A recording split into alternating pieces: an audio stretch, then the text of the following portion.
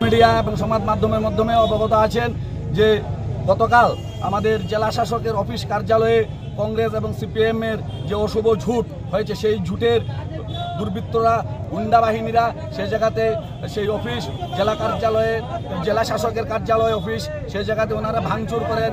এখানে সরকারি সম্পত্তি, অনেক সরকারি সম্পত্তি সেই জায়গার মধ্যে নষ্ট করেন।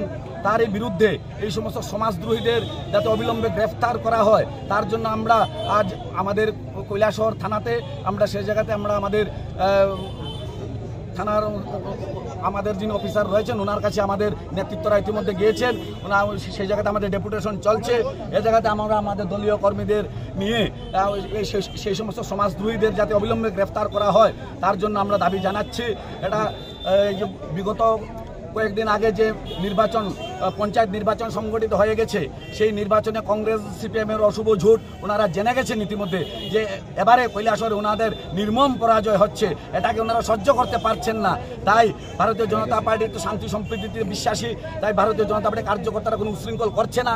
তাই ওনারা না পারতে ওনাদের ভিতরের জ্বালা ওনারা ধরে রাখতে পারছেন না। তাই জেলা শাসকের কার্যালয়ে গিয়ে এইভাবে রাষ্ট্রের সম্পত্তি নষ্ট করছেন। আমরা ভারতীয় জনতা পার্টির প্রত্যেকটা কার্যকর্তা আমরা এই দেশের প্রত্যেকটা সম্পত্তিকে আমাদের রাষ্ট্রের সম্পত্তি হিসাবে মনে করি। আর এই রাষ্ট্রের সম্পত্তিকে যারা আঘাত করবে, এই রাষ্ট্রের সম্পত্তি যারা বিনষ্ট করবে, সেই বিনষ্টকারীদের আমরা কখনো ছেড়ে কথা বলবো না।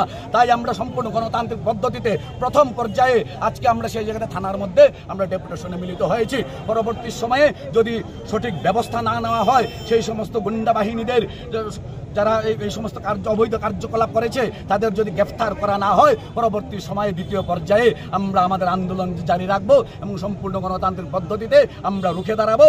এবং আগামী দিন আমরা আরও আন্দোলন আরও তীব্রতর হবে যদি এই সমস্ত দুর্বৃত্তদের গ্রেফতার না করা হয়, আসামিদের গ্রেফতার না করা হয়। তাহলে আমরা ভারতীয় জনতার পক্ষ থেকে আপনারা সাংবাদিক মাধ্যমে আমরা সেই জানান দিচ্ছি এবং বিরোধী দলের বন্ধুদের আমরা বলতে চাই আজকের এই মিছিল থেকে যে আপনারা এখনও সময় আছে, আপনারা এখনও শুধরে যান। এইভাবে শহরে শান্তির পরিবেশ আপনারা নষ্ট করবেন না। সাধারণ মানুষের মধ্যে আপনারা ডর আতঙ্ক সৃষ্টি করবেন না। আমরা আপনাদের মধ্যে ওনাদের কাছে আবেদন রাখছি। ধন্যবাদ সবাইকে।